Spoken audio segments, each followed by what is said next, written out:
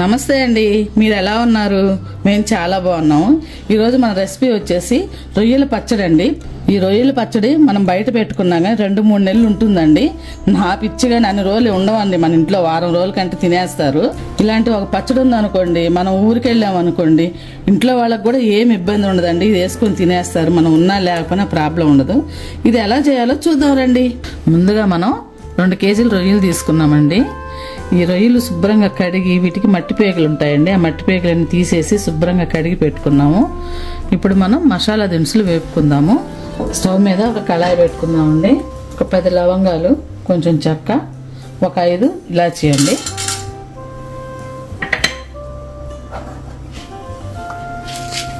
అలాగే ఒక 2 స్పూన్లు ధనియాలు వేసుకుందాం, 1 స్పూను జీలకర్ర. ఇవి దోరగా వేపుకుందాము.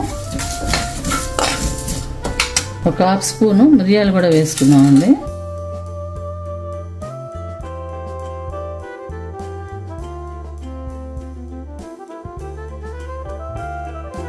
మనం ఈ మసాలా వేపుకునే దాంట్లోనే ఈ పచ్చడి రుచి దీని మీద ఆధారపడి ఉంటుందండి.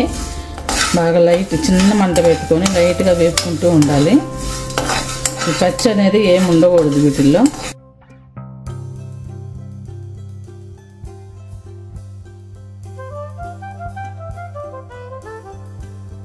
వేగిపోయాయండి దోరగా. ఇవి ఒక ప్లేట్లో తీసి పక్కకు పెట్టుకుందాం. ఇదే కళాయిలో మనం శుభ్రం చేసి పెట్టుకున్న రొయ్యలన్నీ వేసుకొని మగ్గించుకుందాం.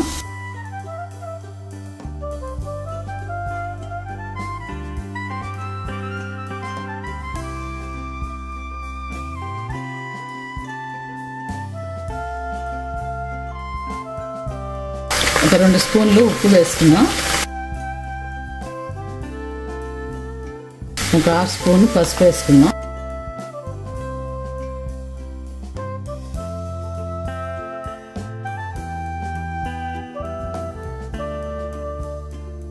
దీనిలో నీళ్ళన్నీ బయటకు వచ్చే వరకు బాగా మగ్గించుకుందాం.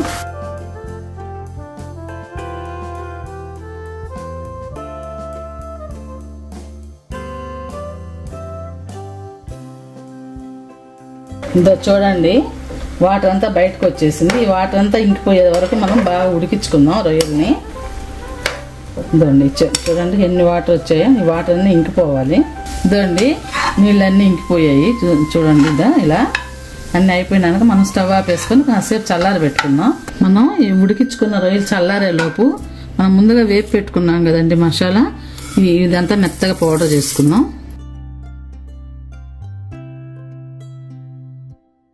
మనకి రొయ్యలు బాగా చల్లారిపోయాయండి. ఇది ఇలాగా. ఇప్పుడు మనం ఒక కళాయి పెట్టుకొని ఆయిల్ వేసుకుందాం. 300 గ్రాముల ఆయిల్ వేయాలండి. ఇది 250 గ్రాములు మిల్లీలీటర్లు. ఈ కప్పుతో 1.5 కప్పు అండి, 300 మిల్లీగ్రాములు. ఇది ఆయిల్ బాగా వేడవనిద్దాం. ఆయిల్ వేడయిందండి. మనం ఈ రొయ్యలు ఆయిల్లో వేసేసుకున్నాం.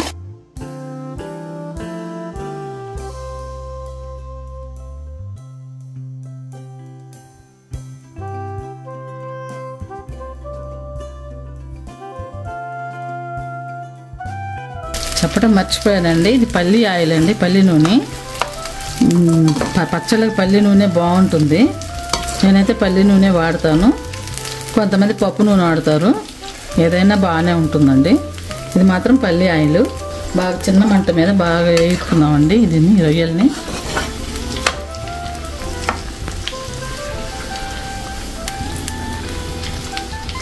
మంట ఎక్కువ పెట్టామనుకోండి పైన అయితే కలర్ వచ్చేస్తాయి, లోపల పచ్చిగా ఉంటుంది. పచ్చిగా ఉంటే పచ్చడి పాడైపోతుంది. చిన్న మంట మీదే వేపుకోవాలి. కొంచెం వేగాయండి, ఇంకొంచెం వేగాలి, కొంచెం కలర్ మారాలి. బాగా గోల్డెన్ కలర్ వచ్చేసాయండి రొయ్యలు. మనం ఇంకా తీసి ఒక గిన్నెలో పెట్టుకుందాం. కొంచెం టైం పడుతుంది కానీ చాలా బాగుంటుందండి పచ్చడి. మనం చిన్న మంటలో వేపుకుంటున్నాం కాబట్టి కొంచెం టైం తీసుకుంటుంది. అప్పుడే పచ్చడి బాగుంటుంది, పాడవకుండా ఏమవ్వకుండా. మనం బయట పెట్టేసినా కానీ 3 months ఈజీగా ఉంటుందండి పచ్చడి.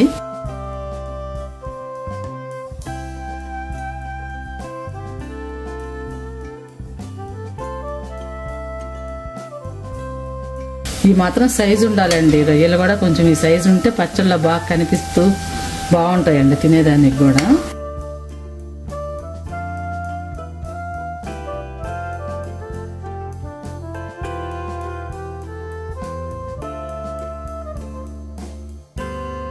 ఇలా అన్నీ తీసి గిన్నెలో పెట్టుకుందాం. ఇవి కొంచెం కూడా వేసేసుకుందాం, ఇవి ఉన్నాయి కొద్దిగా కూడా.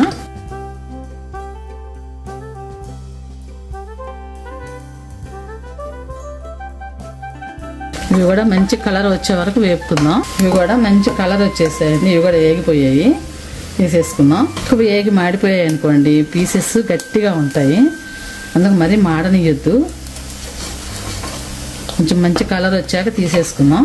అదే నూనెలో 2 స్పూన్లు అల్లం వెల్లుల్లి పేస్ట్ వేసుకుందాం అండి. ఇది ఫ్రెష్గా ఉండాలి, నిలువ ఉండే అల్లం వెల్లుల్లి పేస్ట్ వేయొద్దు.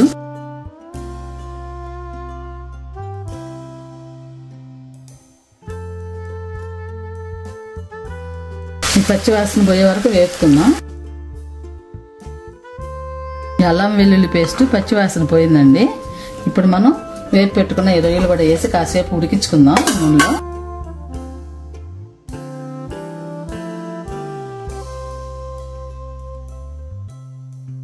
ఈ మసాలాలో కాసేపు ఉడికించుకుందాము అల్లం వెల్లుల్లి పేస్ట్లో.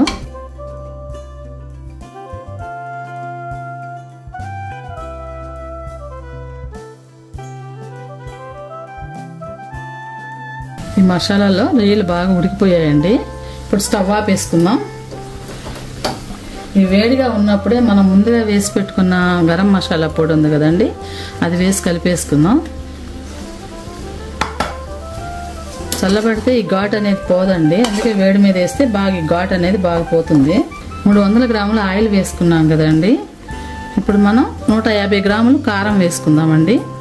ఆ కప్పులో సగం కప్పు అండి ఇది, ఆయిల్ వేసిన కప్పుతో సగం కప్పు.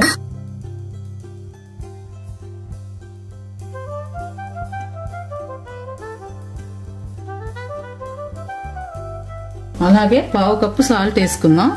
ఈ 2 స్పూన్లు నేను ఉడికేటప్పుడు వేసాం కదండి రొయ్యలు, అందుకని ఈ పావు కప్పు వేసుకుంటున్నాము. ఇదండి మన పచ్చడి బాగా చల్లారిపోయింది,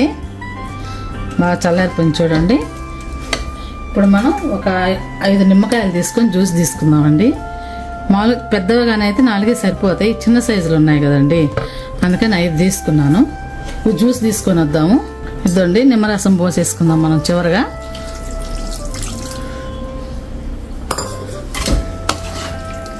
పోసి బాగా కలిపేసుకుందాం.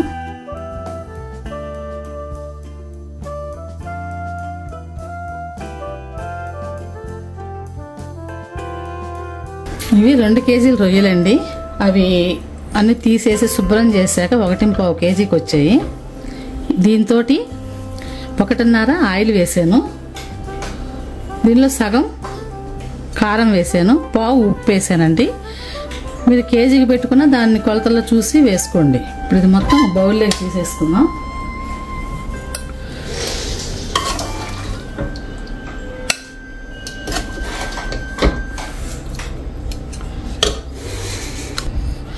ఇదండి ఇలాగా ఒక గాజు బౌల్లోకి తీసేసుకొని మూత పెట్టి పక్కకు పెట్టుకుందాం. రేపు ఒక్కసారి కలిపి ఉప్పు కారాలు అన్ని చూసుకుందామండి. ఇవాళకి 2 రోజులు అండి పచ్చడి పెట్టి, చూద్దాం ఎలా ఉందో. బాగా నూనె బాగా పైకి ఊరిపోయిందండి, పీసెస్ కూడా బాగా ఊరినట్టు కనిపిస్తున్నాయి. ఇంక ఇవాళ నుంచి బాగా తినేయచ్చండి ఈ పచ్చడిని. చూడండి ఎంత బాగుందో కలర్ఫుల్గా. ఇదే ప్రాసెస్లో మన ఛానల్లో చికెన్ పచ్చడి కూడా చేసి పెట్టున్నానండి, లింక్ డిస్క్రిప్షన్లో ఇచ్చున్నానండి, చూడండి. ఇలాంటి ఒక పచ్చడి ఉందనుకోండి, నాన్ వెజ్ ఎప్పుడు తినాలనిపించినా కానీ మనం ఒక 2 స్పూన్లు వేసుకొని చక్కగా అన్నం అంతా తినేయొచ్చండి. ఈ పచ్చడి మీరు కూడా తయారు చేసి ఎలా వచ్చిందో నాకు కామెంట్స్లో చెప్పండి.